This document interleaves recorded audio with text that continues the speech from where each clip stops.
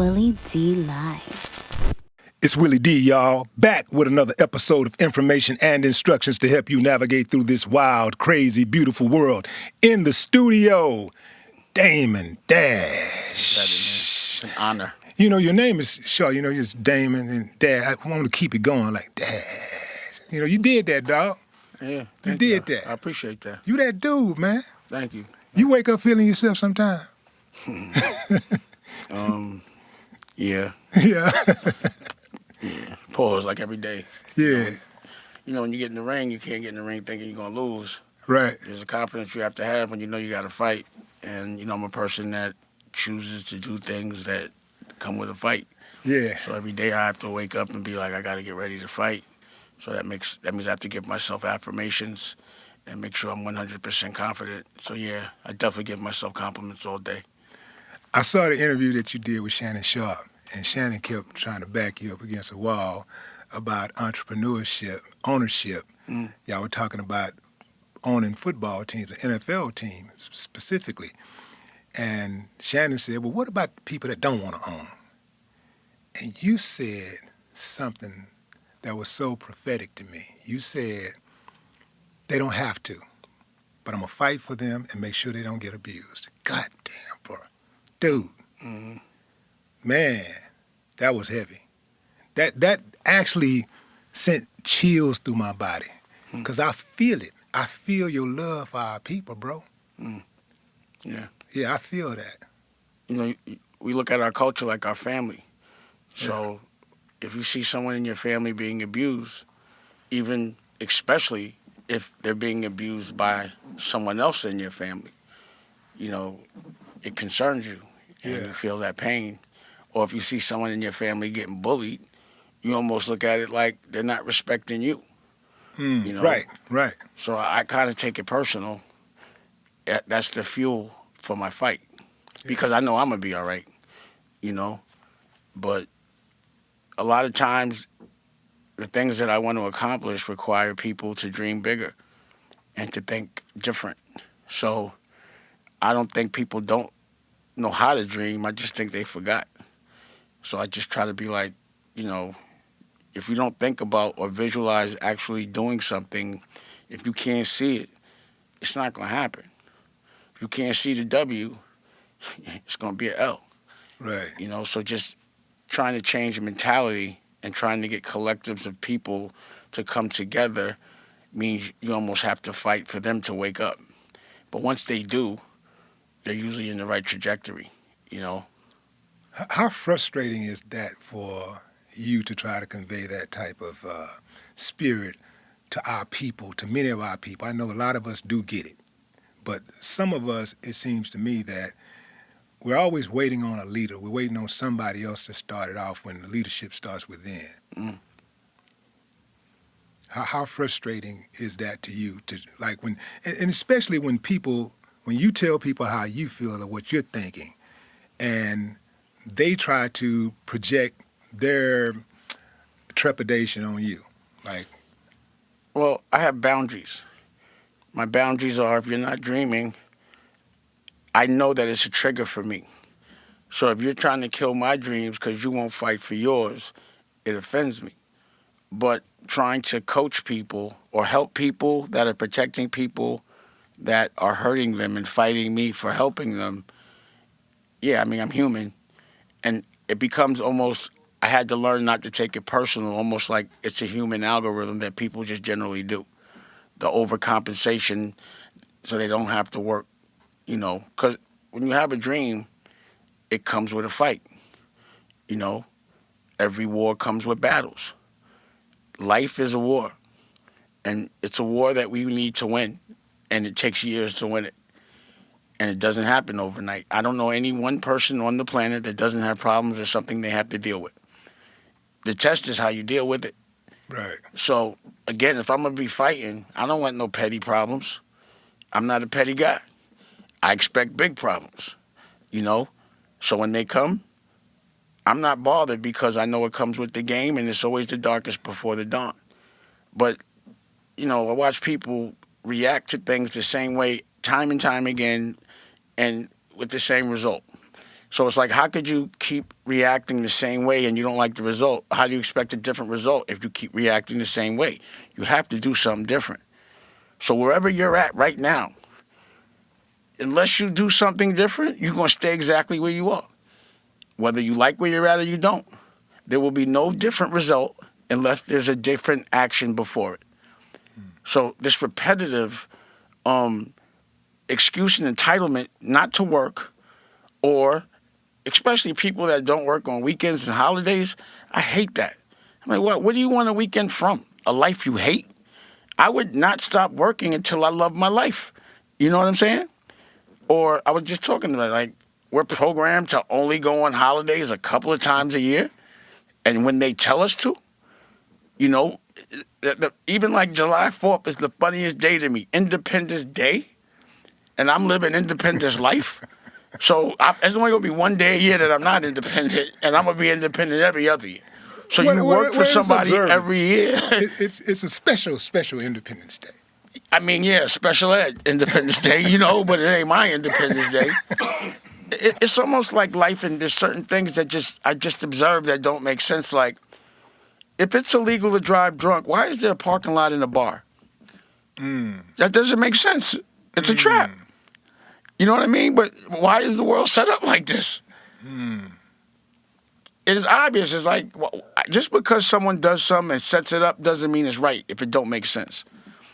Yeah, you hit a home run on that structural work ethic, because I used to do my podcast 6 days a week, and I would take off on Sundays.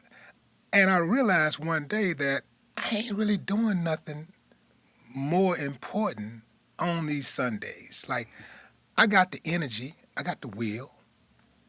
And you enjoy it. Why am I not doing this thing 7 days a week? I mean, I like to do it. I like doing it. When you think about McDonald's didn't say, okay, we're number one now, so we're going to close on the weekend. They said, no, we're going to open on the weekends. In fact, we're not going to close at 10 o'clock. We're going to close at midnight. And then they decided we're going to have some 24-hour McDonald's open. So they just keep pushing. And no block I ever hustled on closed on Sundays. Right. We was clicking every day, all day. Right. So, you know, again, there's a control factor as well. So, you know, you're told when to collectively go on vacation. So you actually go on vacation with a bunch of people you was at work with. How is that a vacation? It's just being around a bunch of people in a different environment. Right. You know, that's why I don't like going on vacation when everyone goes on vacation. I got to see everybody. Right. It's more of a business thing for me. You know what I'm saying? So it's exactly that. If you love what you do and there's no rules that come with them, you're going to work when you feel. And if you like what you do, you'll do it all day long. If it's your dream, why would you not do it and do it till you're the best at it? So the trick is to figure out what you love to do and make that your profession. But we're trained to do things we don't like. It starts with school. You know, you're trained to sit behind a desk for 8 hours a day while the sun is up in dim light with walls that look like jail and hospital walls. And you're supposed to get used to that and then pay to do it again when you get out of school to get back in college, then pay it off by sitting behind a desk and doing exactly what they trained you to do. And no one that's teaching you business is a millionaire. No one that's teaching you about music has a hit record. It doesn't make sense. So I got kids in college that listen, and you know, I say this, my son listens to his professor more than me about business. He goes to school for business. I'm like, your professor ever made $1 million? Who pays your professor? So why are you listening to him before me? You know what I mean? Why are you in their school and not mine? I never saw school on any hieroglyphic. Have you? Absolutely. I never saw school in any pyramid or any of that. I think parents are supposed to teach their kids. But you're trained to give your child away to an adult you don't know, to teach your kid how to survive in life. And they're not surviving the way you. That's why when I was in school, I was like, yo, I'm 16 with a better car than you. Why would I listen to you? Even though I might have had it for the wrong reasons at that moment, there was nothing that person was doing or had that I wanted. There was no knowledge they can give me. Like, I work with the OSG. That's a couple of hundred black principals or principals from economically challenged places. And what they tell me and what I've learned, a couple of things. Number one, if your reading scores are low, you go into jail. That's the metrics. That's the algorithm, you know. Number two, if you give a kid love, but you don't teach them how to survive or how to read, you're hurting them. Number three, a kid can only retain 45 minutes of an 8-hour day anyway, so their class should only be 15 minutes. So the rest of the stuff they're giving you was a distraction, the things you don't need to know. A kid is on his phone all day. So why wouldn't you put school on the phone, on demand, 15-minute classes and have it done by a person that inspires them? Because you might not want them inspired. Why would you waste 8 hours of a day? Really, it's a babysitter, you know? That's what school is used for most parents. But why do parents mostly have to take care or put their kids in school? Because they got to go to work. So it's all to divide. I go to the kids' prisons in Chicago, right? I go to this prison, it's a kid's school in a prison, no windows, no outdoor space. As soon as they get there, they drugging them up. It's called the CUT program. And the line item is therapy. They tell you the more drugs you take, the quicker you can go home. I'm going through the jail. I'm seeing all of this. And I'm asking the superintendent, because the principal's the one that put me on. And I'm like, they keep talking about de-escalation. I'm like, but what's their reading scores? 4th grade. You know the recidivism rate will be 100% then.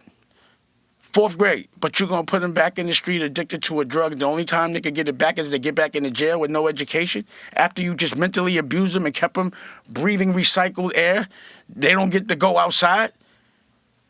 You know, no therapy. The only therapy they had was white women in there, walking around with jackets around their waist, all in a group. How can a white woman talk to a kid with a body without being scared of judging them? And how could a therapist not know that? So I'm like, well, why are you doing this? Oh, I know why you're doing it. Why you don't even have a black woman why isn't there a man in here to teach these kids how to be men? Because it's a cycle to get them used to coming back. Now, the worst part about it is for every kid that's in that jail, $1.2 million a kid. And the kid can't even afford to get a toothbrush. They don't get none of that money. So it's a private sector jail. People are getting paid to destroy our children like a commodity so they become adults that go to an adult prison. And that's the cycle. And that's what has to change. And we can't wait for somebody to change it. We got to change it ourselves. Because why would they change it? It's working for them. We have become a commodity so that people could skim on us over a jail bed. The more we go to jail, the richer somebody individually gets. If you own a hotel, your job is to have people return. A jail ain't nothing but a hotel with bars on it that's funded by or paid for by the government. So your intention is to have them come back. While you're in jail, you're not allowed to make no money. How could you take somebody off the street for 10 years, they can't make no money, you don't educate them on how things are currently going, and put them back on the street knowing without an education, you're going back. 80% of people that leave the jail, that don't have a place to go, they come back. So these things are things we all know. We know how to fix them, but we don't. So that seems intentional. So I'm not going to let the person who's hired to torture my culture, I'm not going to depend on him to change things. I'm going to torture him and I'm going to change things. And I'm going to leverage my celebrity so that I can bring awareness to the things that matter and the people that are fighting. So the OSG, those are the principals. Those should be the celebrities. The principal that's in that jail every day, because I walk in there and I'm in there for an hour. I walk out sad. Girls be with me crying. And we need therapy. They doing that every day. You know, we've been working with now the mayor of Gary. He was a senator before. What I learned from him is, you could really pass a law. If you write it up right, lobby for it, you could make a change. So I've watched him make changes based on conversations we have. He'll write the shit up, go lobby for it, and come back and diabetes medicine is cheaper. And then, when something works in the state, it goes federal. So what I'm talking about is answers. We know the problems. But in order to actually fix things, you got to get in there and do it yourself. I don't like education. So what we do, my girl writes a book, Dusko Goes to Space. We personally go into the schools and teach the kids how to dream. I don't like the books the kids, they got for my kid. We make our own. I don't like the TV that people watch, so I made my own, America New. Now, I'm going to talk about that. Because I'm assuming this is getting monetized on like YouTube and all that. Do you know how much you make from YouTube? What the split is? I know exactly what the split is. What? Well, I mean, that's my business. No. Meaning not your business. Meaning you don't know how much YouTube gets for an ad. Well, here's it. So let me just tell you. No. So it's $6 billion. Last quarter, YouTube made $6 billion off of content creators. They only paid out $100 million. So that means if they're getting $6,000 worth of ads, they only giving you $100. Right. So they never give you an accounting on how much they get on the ad. So the reason why I never looked at YouTube, because I'm like, yo, I'm talking about being smart, but you jerking me. And plus, I don't trust Lyor. Period. Anything he doing, I don't trust. I know what he did with music. Let me interject real quickly about it, because I definitely had to ask you about Lyor. What in the hell did Lyor do to you? Because I've heard you a few times talk about Lyor. I don't know the man from a whole. It's not what he did to me. It's what he did to our culture, and what I watched him do to other people. What specifically? What's the gripe? He's not from our culture, and he pushes people and monetizes the dysfunction of our culture, and he doesn't teach us how to actually make a certain kind of money and keep it in ownership. He teaches us to work for him. He robs us. I've watched him do it. So when we first started to work with Lyor, and he broke up Rockefeller, to me, it was definitely, I'm not going to say that it's another man just got made to do something, but he was the one that would always give someone that option. Was Russell there at the time? No, well, Russell, that's another thing. I didn't like the way he treated Russell. I thought he robbed Russell. They weren't equal? Well, what happened was after they sold the company that Russell brought, they hired Lyor. So then Lyor didn't own Def Jam, but he still ran it. He worked for Universal. So I would watch Russell come in with a project, and it would be like Lyor would have him waiting in the lobby and shit like that. Lyor made Russell Simmons wait in the lobby? Not like that, but meaning they wouldn't just give him a deal. They weren't fairly treated, and that's Russell's business, so I don't want to get into that. But I could just tell you, I'd be sitting in the club with Russell and Lyor, and I'd be like, yo, why you mess with him, man? He just so disrespectful to you. Like, why you even... And I'd be in this... And he'd be like, chill, I don't deal with things that way. Well, I'm going to deal with it for you. Like I said, I used to take it personal. I was in the... You remember when his appendix exploded? Mm-hmm. I was at the hospital. I didn't know his mother was in there. And she said some real foul... I mean, it was so racist, I couldn't believe it. Like, yo, you better get your mother. Like one of those. Because she didn't really understand I was in the room. So she said, I forgot. What she said? It was some nigga shit. Put it like that. It was something that I was like, she was like, yeah, she just old or whatever. I was like, yo, you wildin'. Like, I couldn't believe what she said. What you think she said? What you remember? It was something it was years ago. It felt like nigga. Whatever piece you remember. I saw you, when you hear nigga, it's a feeling. It's not, I hear other people say nigga all day, it don't bother me. I know when it bothers me. It bothered me. Did you hear the word? I told you, I don't remember. It felt like it. It was like 10, 15 years ago, but we had to have an argument over it. So I was like, it felt like something that was that racist. It was so many things. When I first got with Lyor, the first thing he did was try to make me have a beef with another black person on his behalf. And I was like, he said, you with me, right? If you with me, then you got to go to war with me. I said, bro, I got a lot of beefs on the street. You going to go to war with me? Let's not do that. Then I asked him, how much is rich? What's a wealthy guy? You know what he told me? $600,000 after taxes. I never liked the way he would have, and again, I don't like to go off on another man. He ain't here. So, bottom line is, I don't like the way he would treat my culture still. I didn't like the way he talked to the culture. There would be times that he would be saying things, and like I'd be with like Beanie Siegel or something, and he'd say something that was so offensive, unknowing, unconsciously, just demeaning. And Beanie would be ready to knock him out, and I'd have to bark on him so Beanie didn't do nothing to him. You understand? I'd be like, I got it, don't worry. Like, he was just an offensive person. What he couldn't understand about me is that I could have white people working for me. Because he thinks black people can only have black people working for him. So when I would walk in and have anybody white in my staff, he'd go to the side and go, are you okay? You let me know if they're treating you wrong. Blink twice. I swear to God he did that shit. Yeah, the blink twice, the napkin. He used to do it to every one of my assistants or anyone from that culture. No disrespect, but this is what he used to do. So I could go on and on and on and on and on.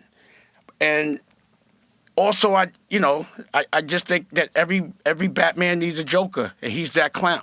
So that's it. And I think everybody's scared of him, and I'm not, because of the color of his skin. And it's like he's the poster boy for why you're scared of him. You know what I mean? He's that guy to me. I just don't like how he exploits our culture. And then when he got on the radio and tried to say, who's Damon? And he actually got on the radio and said, yo, I know what they're doing, but I got to eat. How could you like a man that would do that? I saw that interview on So Breakfast then Club. why you don't have a problem with him? Mm-hmm. That would be my question. How could you not have a problem with that man? He's not from our culture. He eats off us all day and he makes money off our dysfunction. Why? And then trust him with YouTube? That's how they're killing us.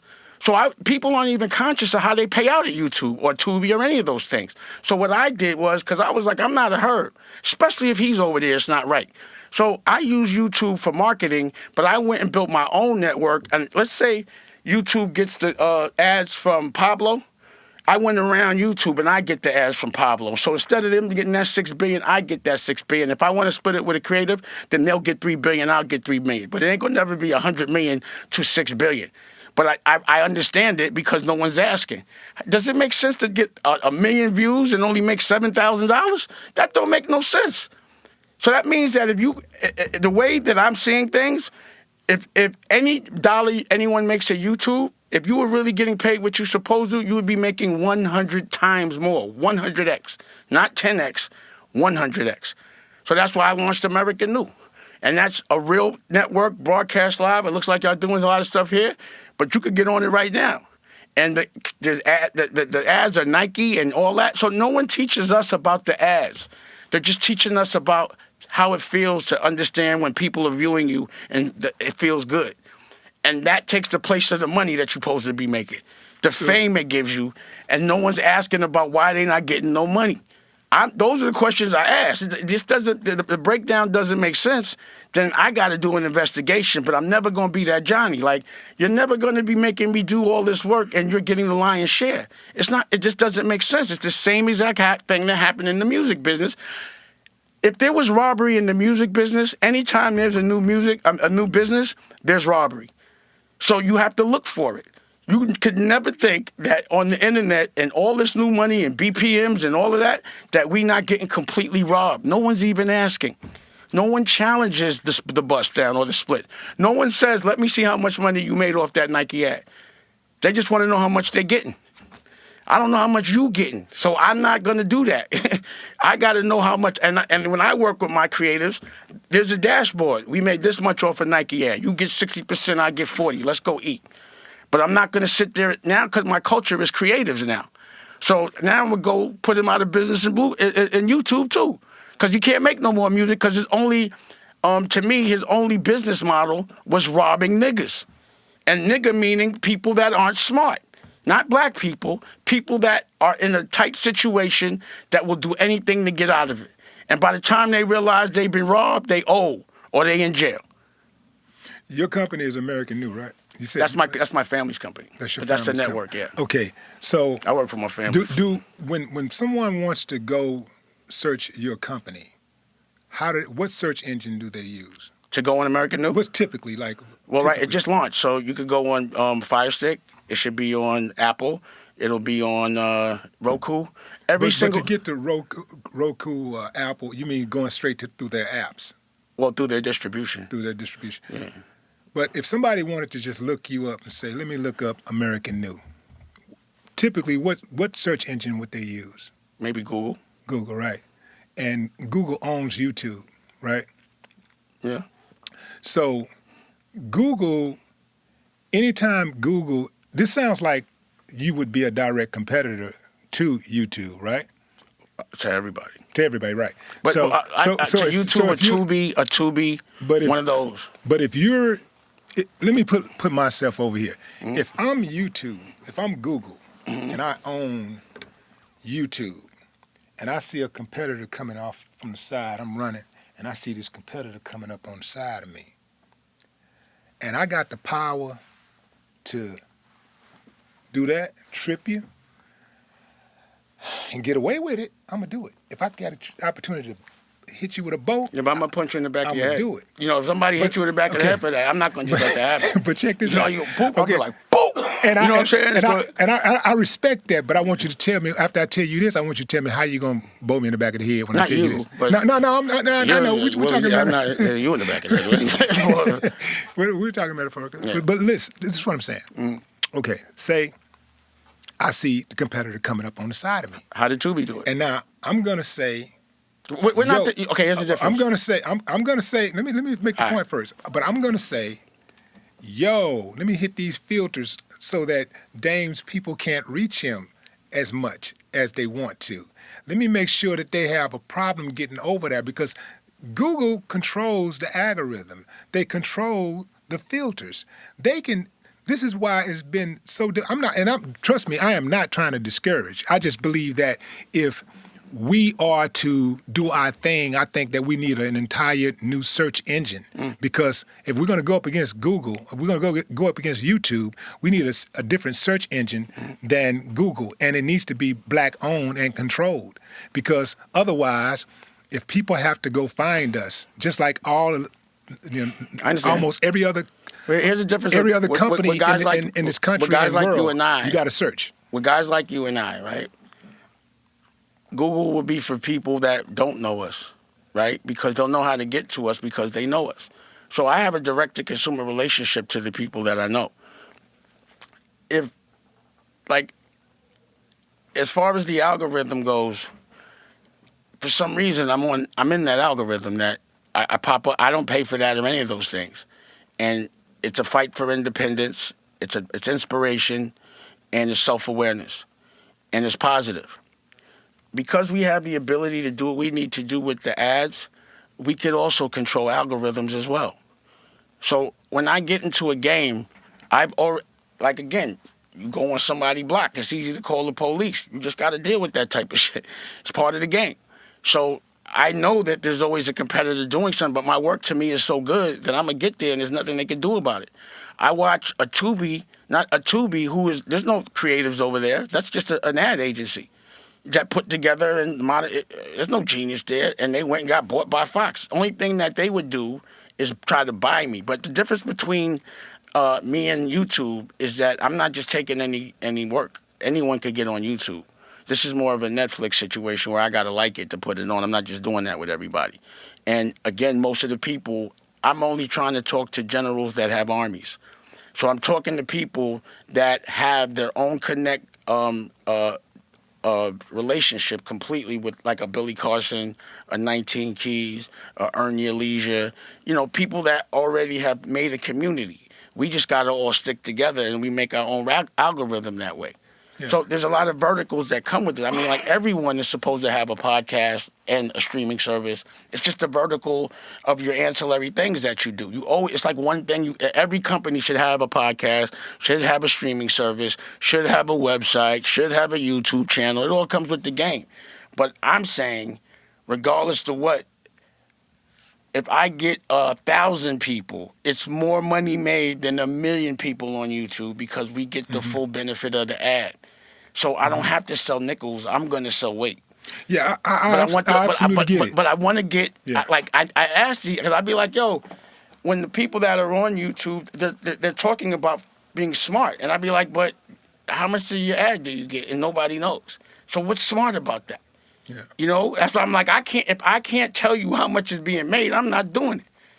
I'm getting robbed. In my defense, not you. I'm not don't smart. take it personal. Hold on. Yeah, don't take it personal. I got to because the people probably gonna get in the comments and be like, So I'm just gonna go ahead and say this. I ain't trying to be smart. I'm acting like I'm trying to get smart. I'm trying to be smart. I'm just trying to be smart. I ain't there all the way. But that's not there all the way. I'm trying to be smart. But you're absolutely right about that split. It's ridiculous.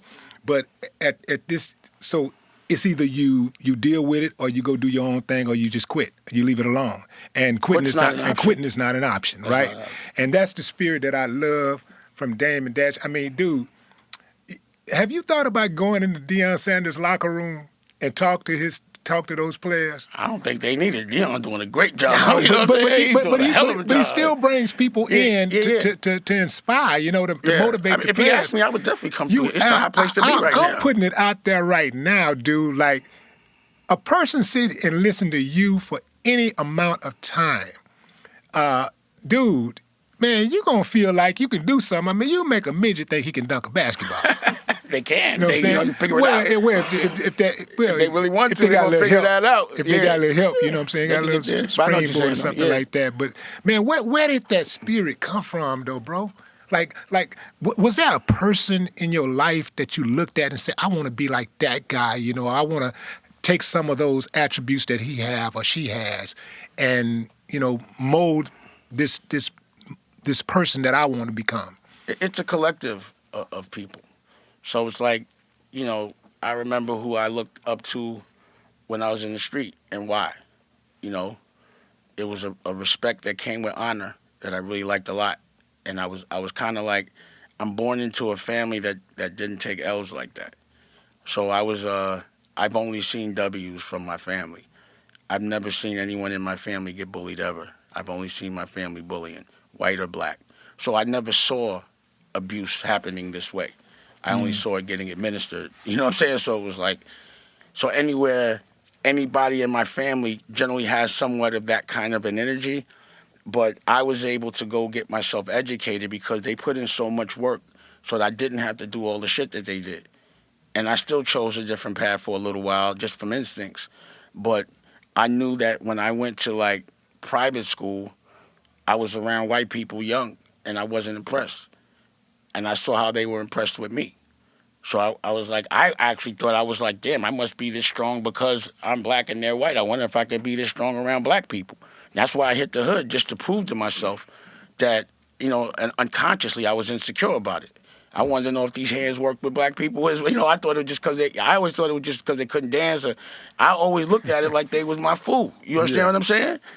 So I was like, so I'm like looking at it, I'm like, why is y'all thinking these guys are tough? Like, that's why I used to get at Harvey Weinstein, and I, you see, I'm the guy that calls those guys out. Right. So I'd be like, how y'all think this guy's tough? And y'all, you know what I mean? I don't get it. So, you know, there were things that Russell did that I liked a lot.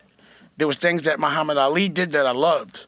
I observed him. There was things that Martin Luther King did that I loved because he was beefing in the town that it was going down. He was in the church while I was outside talking. It's easy to talk about white people when they're not in front of you and you're not in the battle. I might not be so strong in Alabama or whatever, you know what I mean? But he was there like that, and I liked the way he got people. I was like, how did he get black people to get just hit and watered down? It was such a genius plan to embarrass whoever was abusing them by not hitting, because I know what it's like. It's like if somebody hit me soft and I knocked them out, now I'm the bad guy just because I defended myself. So it was like, how did you get a whole lot of black people just to, you know, understand the strategy in that? And it worked so well, you know. So, and then it's Farrakhan, you know. Farrakhan taught me about farming. You know what I mean? Like, you know, we've never talked about the other stuff. We just talk about why is it that we don't learn how to grow our own food? How do we trust our oppressor to feed us? And why is it that we got to eat all these GMO seeds? And I go to his farm and I see children and people like growing, and it's a beautiful thing. And I'm like, damn, they never show that side of him. Because that's the side that we don't know how to, we don't control the stuff that makes us live. We don't know who makes our food, our medicine. You know, we generally don't own our buildings. We're here. We're just renting life. And that's the way they want it. And we're not conscious of that. You know? Some people be like, man, if there's a war, whatever, I'm going to just go be a farmer. Man, I lived on the farm for 2 months or a month just to observe. That is not an easy thing. You can't just say I'm going to be a farmer. That's like saying I'm just going to be a rapper and get a platinum record, or I'm going to just get in the music business. It's a lot of different elements there. So we have to learn the fundamentals, and we can't forget that in history we were winning, and we can't let them erase that. So even down to the way we interpret the name Jesus. That's a European interpretation of the name. His name is Joshua. Why no one calls me Damien, anything but Damon wherever I go in the world? Why would we have to now say somebody's name with a European interpretation of the name and it didn't happen in Europe? That doesn't make sense other than control.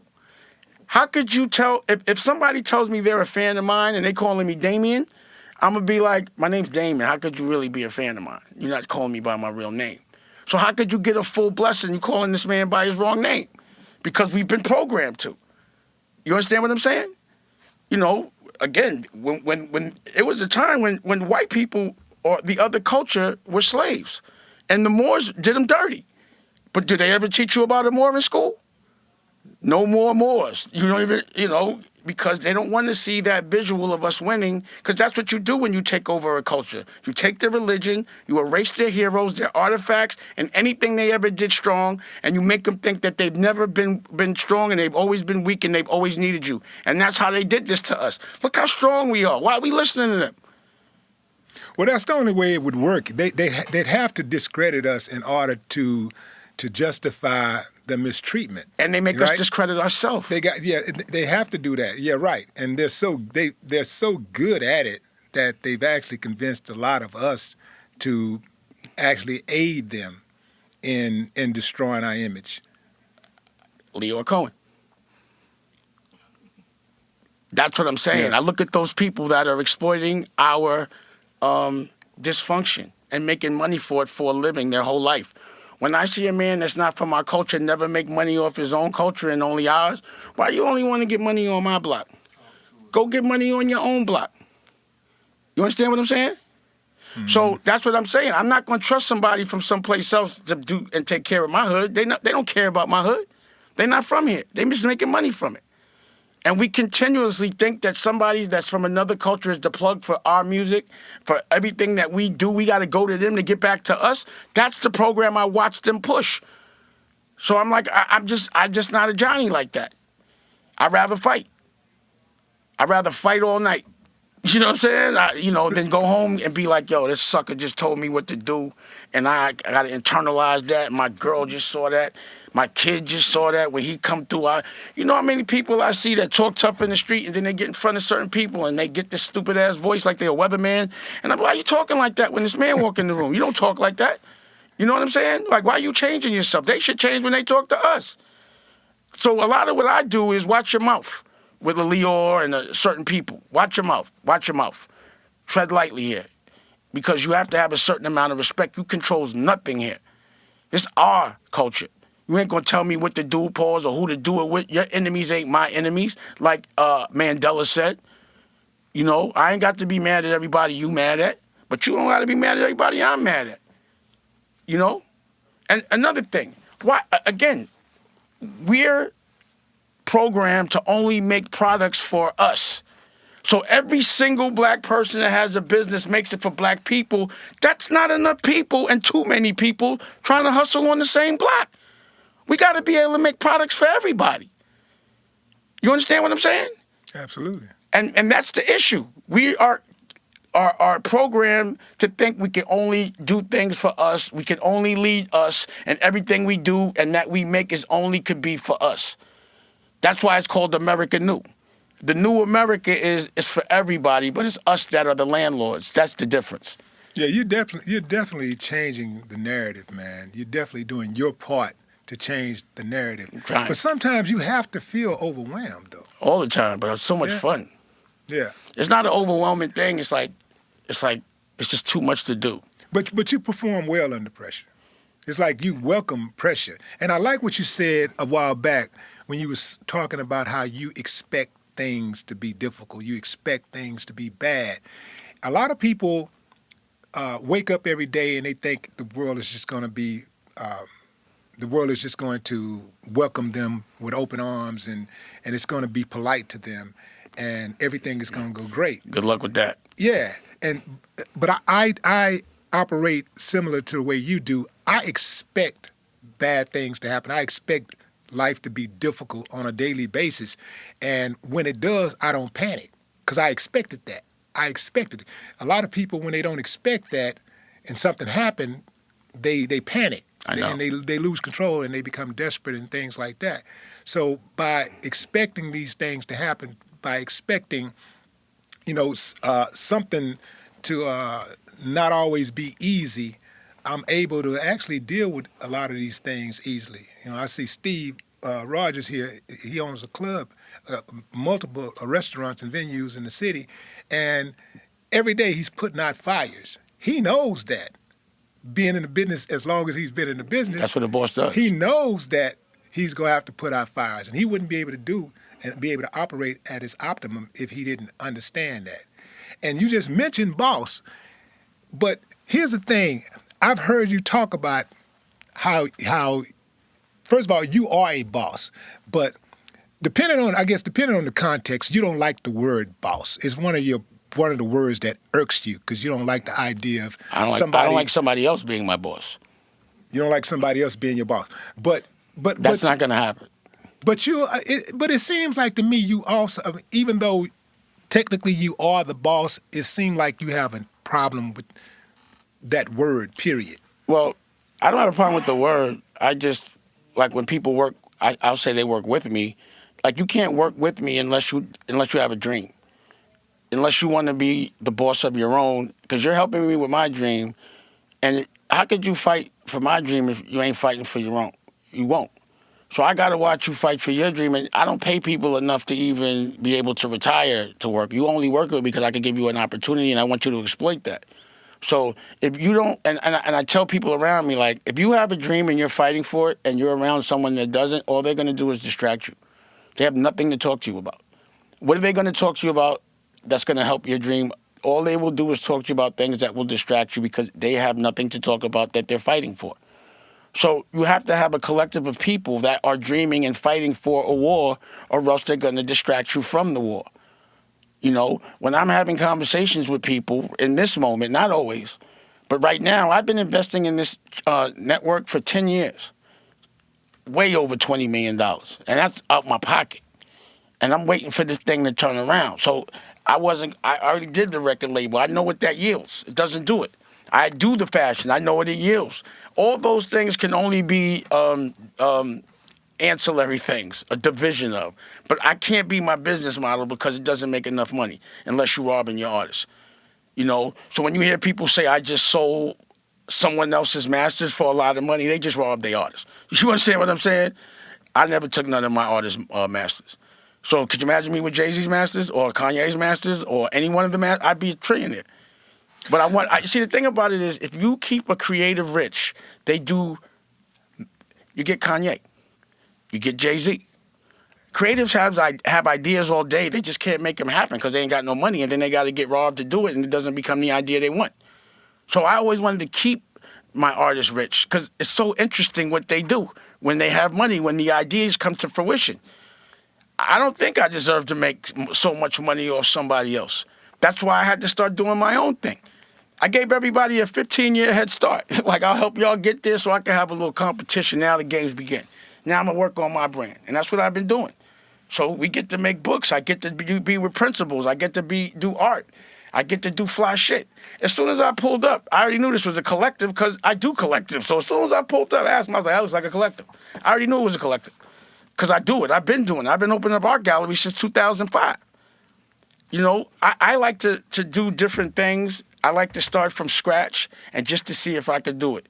So if I could do it like this, I want to see if I could do it like this. So I'm doing it like this now because I already did it like this when I was a teenager. It's too easy. If I could go and do all of this that quick, then I got to go dream bigger. And it just takes a long time. The bigger your dream is, the longer it takes to realize yourself, the more money you got to put out. When you're ahead, you have to wait for a whole world, because I've been doing streaming since literally I had a television network on YouTube before they were monetizing, before they were commercials. Creative Control with Cootie and Shike. That was 2005. I've literally been smoking weed and waiting for everyone to catch up this whole time. I had a streaming service before Netflix. You know what I'm saying? So that's why I learned the paid subscription doesn't work. It got to be free, but you got to have an ad plug. I can't make no money getting the 1% and then breaking that with somebody. It don't make no sense. So my point to all of that is, I've been working. I haven't caught that lick in a minute, and I'm still all right. And when this thing turns, I should catch right back up. But what you know is, cause what have I tried to do and come out with? I've been practicing. I can show you a rock and roll project that I just did with Freeway, a movie that I just directed that I just put out in theaters myself. I can show you a book that we just made, a comic book, a magazine, a clothing line, some sneakers, some glasses, all these things done on my own, no funding, no none of that. I made a whole independent boutique conglomerate. Now I might be all right with getting a partner, but I have something tangible. It's there. There's something that I could, I could predict how much money I think it's going to make. But I had to have all of those things, because why have a television network and not be able to put my own commercials for a product that I own right next to someone that someone else owns? My ads go right with Nike. Meaning if I got sneakers, ad right next to Nike. You know? If Raiders of the Lost Ark is coming out, Prince of Detroit is right there, movie. My point is, on every vertical, I'm showcasing how creative I am. I'm not even a great businessman. I just like being creative, but I'm gonna be free. You can't do what you want unless, and you can't do what you want in a house unless it's yours. If you don't own that house, you can't do what you want. So I would rather own a small house than have to be in somebody else's big house and can't go in the refrigerator and walk around without my clothes on. Pause. You know what I mean? I would rather just have a nice little joint and have it decorated correctly, but it's mine, you know? And I could build it at my choice. If I mess up the floors, it's my floors to mess up. Mm-hmm. So I get to burn while I learn. When I made Honor Up, that cost me $1 million out my pocket. I learned that it only should cost me $200. But if it was somebody else's money, I couldn't have done that. You know what I mean? I would never get hired to be a CEO. I would never get hired to be a director. I would never get hired to make a sneaker. No one's hiring me to do anything that I've ever done. So that's why you have to be an entrepreneur to make your dreams come true. Because if you dream that you want to be the president, because I always wanted to be the president, but not of the United States, just the president of something that's mine, my own country. It could be this big, as long as I'm the president. You understand what I'm saying? So in order for me to be the president of anything, I had to create a company. And then I was able to make myself the CEO. Now I'm the chairman. You can call yourself what you want when it's yours. Right. You can make any title. Or I'm able to give my son my music vertical, Blue Rock Music. If it wasn't mine, I wouldn't have nothing to give him. Here, take that. I actually create companies based on my kids' dreams. So I have to be well-versed in everything. So, again, I'm good at, music is my thing. Fashion is my thing. Movies is my thing. You got to remember, I put Kevin Hart on. Lee Daniels. I discovered I funded his first movie and put Kevin in the first 2 movies. So I'm kind of savvy in a lot of things. So if I put all of that on a network, then everything you see, I should also be selling. If we're wearing clothes, I'm making the clothes. If we drinking liquor, I should own that liquor. You smoking weed, I should have that brand. Anything you see is a commercial for something I'm going to buy, down to the music. And to me, that's all a creative art.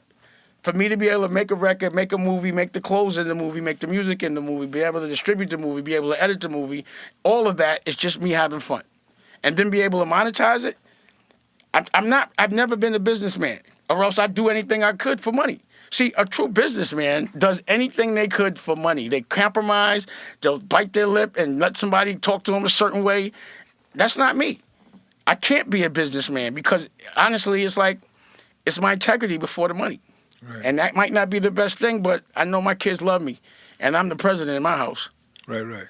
You mentioned having fun, and we used to see you in the videos back in the Gap, always having fun, popping the crystal and all that type of stuff. I was doing it last night. Yeah, but we used to see that publicly with the videos and stuff, and we don't see that much as now. Like now, when typically we see you in public, you checking somebody, you talking about some major venture that you have, and it's serious. A lot. We see a lot more serious Dame. Is that?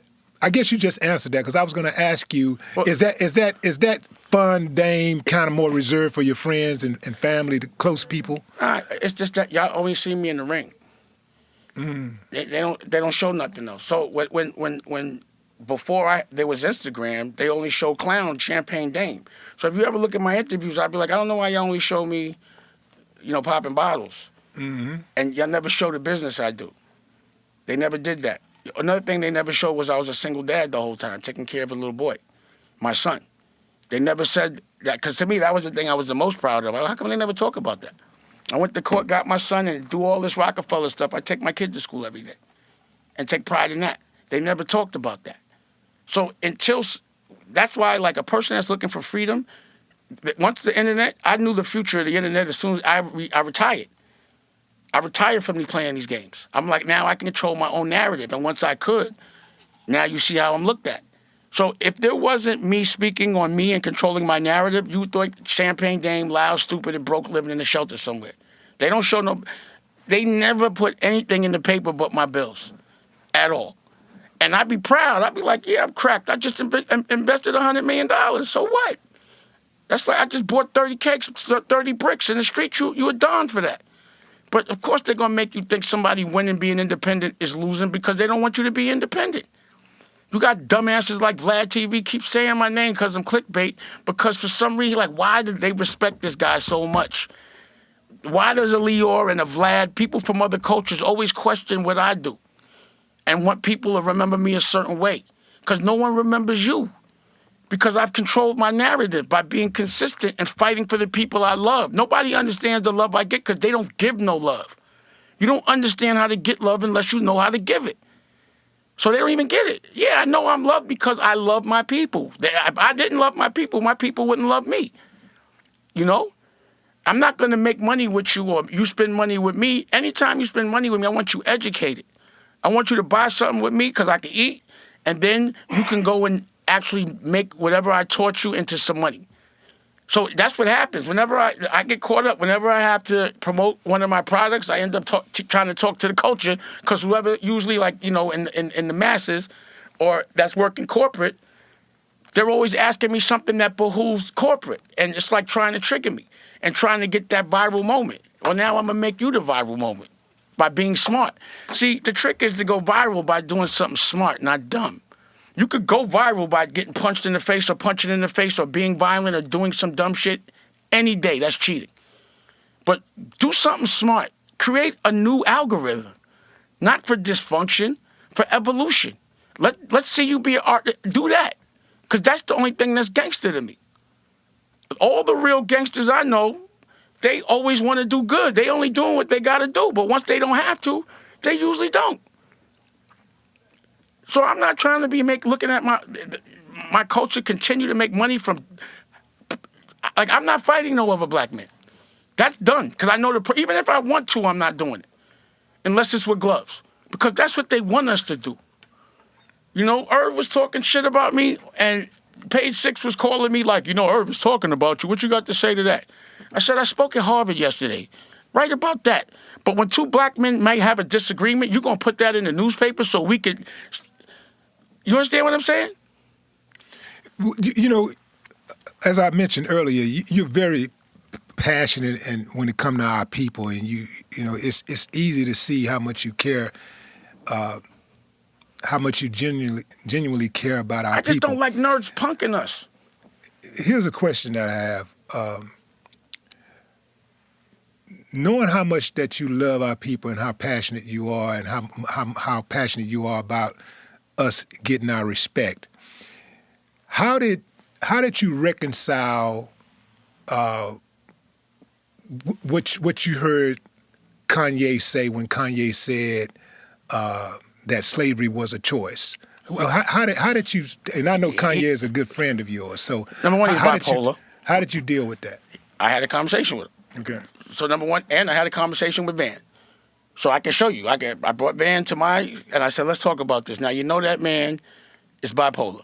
Why would you bring him to TMZ and ask him questions while you know he's triggered? He's clinically bipolar. Number one. Number two, I say slavery is a choice right now, but not slavery is a choice back then, right now. For us to think that there are masters is our choice right now. But I don't think he meant back then. But again, I can accept that. I can accept that. And that's the thing, is like sometimes I would have conversations with Kanye and he would kind of say what I'm saying, but say it wrong. So it's the context, but you always have to give that man, and even though he's a billionaire, it doesn't mean that he's not bipolar. You know, and he's not going to say he's bipolar, and he's going to get mad at me for saying it, but he's bipolar. Because I've had to deal with it. I've seen it. So I'm like, yo, why? Has anybody ever dealt with somebody that's bipolar? The one thing you don't do when somebody's triggered is put them in front of cameras. The most dangerous thing for a bipolar person is money. A billionaire bipolar means while you're bipolar, everyone's still listening to you. A broke bipolar, they putting you in the room until the ambulance comes. But, you know, if you're making $5-6 million a year with this man, bipolar or not, certain people are still listening. That's why y'all keep listening to him right now. Y'all know he's triggered. Y'all know he's, you know what I mean? It is what, I don't care what he's saying. Nobody that's bipolar says they're bipolar while they're triggered. No one admits it, like, oh, you know I'm bipolar, I'm having an attack right now. Nah, they just start bugging out. So why would you, like, that's the problem I had with people around him. I'm like, why y'all keep putting him in front of the camera when he's triggered? And I'd have to be the person to say, yo, get off the ranch. You know, man, I'm really glad that I'm having this conversation with you about Kanye, because I be going in on Kanye ass. And I don't want to go in on Kanye. But I love my people too. And when I feel like we're under attack, I don't care what the ethnicity of the person is, I'm going in. He deserves it. Yeah. He doesn't not want you to go in on him. He does that so you do that. He's a person that pulls triggers. Look at his career. George Bush doesn't like black people. Ran up on Taylor Swift as one publicity stunt after another. That's his model, is triggering you. The more, just like Trump. Every time Trump says something racist and we hate it, somebody loves it. He's not talking for us. He's talking for the ones that love it, Trump. You understand what I mean? So it's the same thing. You know, that's why I don't pay him. Like, I already know with him, if, let's say he says, let's do something, sends an order to somebody. If they get it right the first time, he's still going to say he don't like it. Because he's just troll. He's a troll. He got everybody dressing like a crackhead, bro. He's doing this shit on purpose. That's why I be like, don't do that, man. You know what I mean? You know what I mean? Like, I know what you're doing. You trolling. He walking around barefooted. He's trolling. He's like, watch this. I could get dudes to wear tights and barefoot. I'm like, I don't know, you can do that one. But you know, I'm not saying we had that combo. I'm like, when I see it, I'm like, yo, he bugging, but I know he's playing. You know, he wants you to get at him. He does it on. Why would he do the things he does if he doesn't want the reaction? And another thing I wanted to say to you, point. You box, right? Yeah. You know that if you brace your face, the punch usually doesn't knock you out. It's the ones you don't see that knock you out. Mm-hmm. So that's why in life, if you walk around with your face out, my shit is just braced because I know I'm going to get hit. So that's the thing. When you get into a ring, you know you're going to get hit. It doesn't mean you stop. It means you block, hit, and then you hit back. Getting hit is part of the game. That's why I love boxing. It's one-on-one and it's life. It's about your stamina, not your skill. You know, your skill is important, but the stamina is way more. You understand what I mean? If you can't pass a minute, it's over. You could look good for 30 seconds, but once you're tired and somebody on your head, what you gonna do? And everybody's looking? Nothing.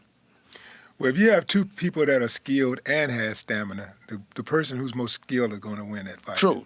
But if they both skilled and one has less stamina and he runs out of gas, absolutely, he going. Yeah. So yeah, of course, the skill. If they both are, if you have both, then yeah, you're gonna win. But if you don't have stamina, you can't go 14 or 10 rounds. You can't. You could go 1 or 2. That's why I could never really box, because I didn't want to run. Like I said, I'll get in the ring and give you a minute or 3. You know what I'm saying? I'll give you 1, but you know what I'm saying? After that, you know everything. You know what it is. When you just lose, you be like, oh man, when is this round going to be over? You know what I mean? Once it gets to that point, you're done. Yeah. So if you so my point is, life is a fight. You have to have stamina. You should have some skill. And you're going to get hit, but you got to hit back. You better block, brace your face when you get hit, because you will, but it won't knock you out. If you act like a punch isn't coming and you're not going to see it, you're going to end up waking up on the floor. Mm. And that's life. Is Stacey Dash really your cousin, man? Yeah. First cousin. She's on my nerves, bro. She's your first cousin. Yeah. Is she bipolar? I think so. Yes. But you know, it's my cousin. I'll just tell you this. I'm going to say it like this. I know you've been to a family function, and you're at the table, and there's always that one uncle or aunt that's just outrageous and has the crazy opinion, and y'all argue, but they still sit at the table and you still love them. That's Kanye and Stacey Dash. I don't agree with not a lot of things they say, and not a lot of things they do, but he's still my brother, and that's still my cousin. I don't agree with Stacey Dash, though, man. Stacey Dash. I think if Stacey Dash was my cousin, I'd get my other cousins to jump her.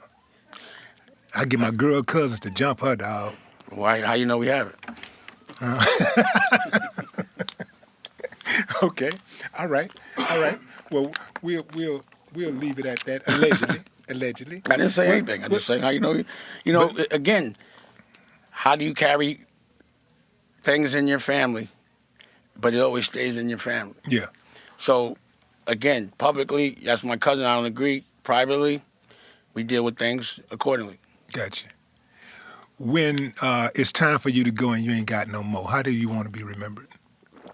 As a conqueror, a warrior, like Alexander the Great, but like, because that one till the day, you know what I mean? Like Julius Caesar.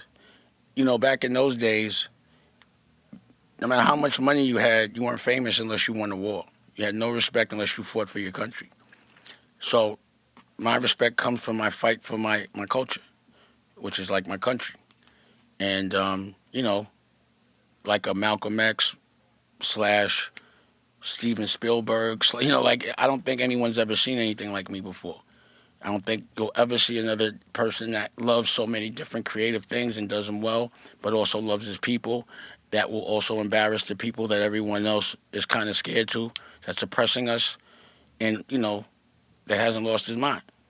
Because, again, you're right, it's a lot of things, and if you don't enjoy it, unless you really want those things, then it would drive you nuts. I find that most people that are unhappy broke are unhappy rich. You know what I mean? So I'm just a happy guy, and when it's time, I don't think I'm extra tough. I'm not here. I'm not running around shaking nobody down or nothing like that. I just feel like every man is equal, and treat me as such. But unless you're being a man and doing the man stuff, it's going to be hard for me to look at you as one. So if you ain't taking care of your kids and you're cheating and you're doing things I don't respect, you're a soldier. You don't talk general. You talk soldier. You're not going to understand what I'm saying. Unless you cut a check to somebody, then it's hard. And if you're a person that's only had checks given to you and you never ever paid nobody, you'll never understand what it is to be a boss. You'll never understand why I'm mad. So most people that are entrepreneurs understand me. Most soldiers don't. It ain't meant for you to understand me. Stay in your lane. A soldier should never talk to a general like that. Or a soldier should aspire to be a general, and I'll help you. You understand what I mean? Everyone has the ability to be a general. Everyone has that fight. It's just the fear that usually stops them. So if you're a wild dog and you eat the food you kill every day, and you walk up and you see a dog getting fed on a leash, you laughing at that dog on that leash. I get to be the wild dog that laughs at the ones on the leash that come out the big house. I still laugh at them. No amount of money is not going. I'm still going to laugh at you. I don't care how much money you got. You a joke to me because you're on a leash and you're trained and you drink out of a milk bowl. You know what I mean? That's how I look at it. You know what I mean? Let me ask you this, man. I never even thought about this, man, but have you ever, and I mean this respectfully, have you ever thought about doing stand-up comedy? I do. You want me to show you me cutting Kevin Hart up? Funny as hell, man. I used to do, I have a show that I did with Smokey called Mixed Nuts, Pause. Yeah. And I'd be like, he'd have all these comedians. I'd be like, listen, I'm going to open up. If y'all not funnier than me, you got to get out of here because I'm not a comedian. You know what I'm saying? So if I'm funnier than you, you got to go. So I would never do official stand-up. But I definitely cut niggas' ass. Pause. Like, we snap. I'm from Harlem, so that's what we do. Right. But yeah, I'm definitely the comedian killer. You know what I mean? And I'm 51 now, so it's too late. Whoever wants to get theirs back can't, because I'm too old now. I'll be a bully. You'll be bullying me. But yeah, get it. Like I said, I invented Pause. My crew, like all of us, all the funny stuff that we do is went into pop culture, down to slang. You know what I mean? So yeah, I'm not a comedian, but I definitely put comedians in movies, and I'll be in the movie with a comedian. Jokes. I got jokes. We definitely snap. Yeah, man, you definitely snapped in this interview, man, and you are definitely one of our best, man. Thank you. We've all been blessed with your presence, bro. Thank you. Thank God for your mother and father. Thank you. You are a true general, and thank you for your service. I appreciate that. Ladies and gentlemen, Damon Dash. All right. No more talk.